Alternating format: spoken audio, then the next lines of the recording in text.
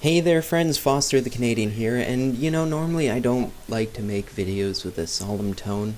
Not the kind of guy I am. Uh, I usually don't like to dwell on the sad things, and depressed is not a word I think I'd ever use to describe myself. At least, so far in my life, I haven't used to describe myself. I've been fortunate in that sense. I'm not depressed now, but I'm a mix of different negative emotions that I'll get through with you guys in a second. And, hold on. Got my cords all messed up here, too, because I didn't prepare for this video like I do most of my other videos, so if you'll hold on a second. There we go. Now, I really hope you guys haven't already clicked off this video already and hear me out, because I'm making this video right now. I'm probably not going to do very good in the game because of the emotional state I'm in. But this whole video making process is something that's been therapeutic for me and has helped me. When I was at the riot, the Canucks riot, just the thought of, oh my god, these cords are wrapping around my neck, and I almost dropped my controller. Now when I was at the Canucks game, above everything, above the sadness of the loss and, the sadness of what my city was doing and what the people were doing, and I felt comfort in knowing that this is an experience that I'm going to be sharing with you guys. This is an experience that, I can turn into not really a positive thing, but a better thing than it was. And I did that with it. And that's what I'm trying to do here. And even speaking, I'm having trouble. I'm a little tongue-tied and sick to my stomach. I've got a dry mouth because of what has occurred. It's not anything super serious, like no one's dead or something, but what has happened is I've had a falling out with many of the people I've considered my closest friends over the past 3 or 4 years. And what happened basically was they started doing things that I didn't particularly agree with, but more than that, the event that occurred made me look at them and realize these aren't the people that I originally considered my friends. These are, they're different people now. And it sucked to see that. That realization was a very unpleasant one for me. And what's even more unpleasant is, I just told literally 80% of who I considered my closest friends that I didn't want to be friends with them anymore. And it's such a hard thing to do, and it's a hard thing to tell someone. And obviously they didn't take it very well. And even though it really sucks for me, and I don't like the feeling that I have right now. And these are people that I've shared so many experiences with over the past that, we've had plans for Battlefield and Halo Combat Evolved Anniversary, and we were going to play these games together, and we were going to have like all-nighters and all that kind of stuff, but I had to cut it off. It was not logical for me to be friends with them anymore, not with the ideals I have and what they wanted to do and what they were getting into.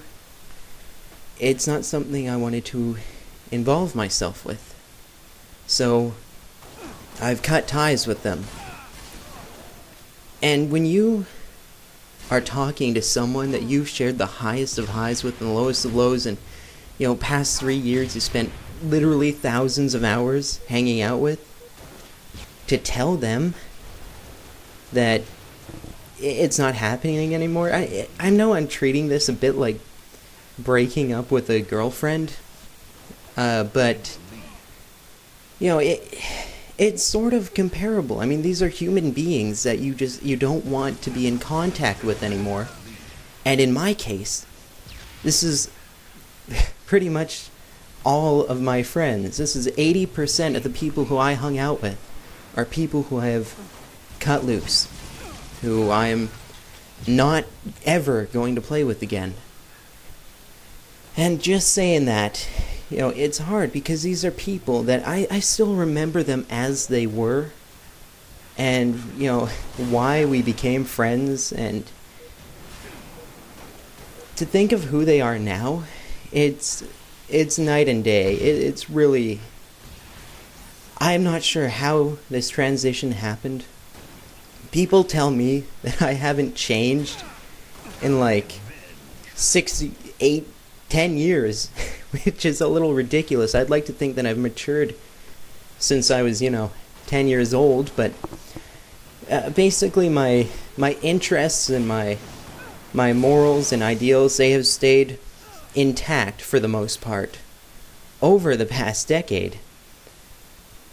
But that's not how most people are. Most people, they grow and they change for better or worse. And these guys have changed. And I've always thought to myself of having the things that you look forward to in life, the things that you wake up for every day, as branches. And I always thought, years ago, I had 3 branches. I had my family, I had video games, and I had hockey. And once I joined YouTube, I felt so happy. I added another branch, and you guys started to hold me up, and I'm on top of the world. I don't know why. I never considered my friends as a branch that holds me up, when I'm down in the dumps. I didn't ever think of them as one of the branches until I had to cut the branch off. And now I'm just clinging to the others, and that's part of the reason I'm making this video, is because you guys really, you don't know how much I love being a YouTuber, and I love chatting with you guys and communicating with you. I wake up every morning, first thing I do after I, go to the bathroom, I check my YouTube account, I see what people are saying, and what the ratings are on my videos, how I can improve that.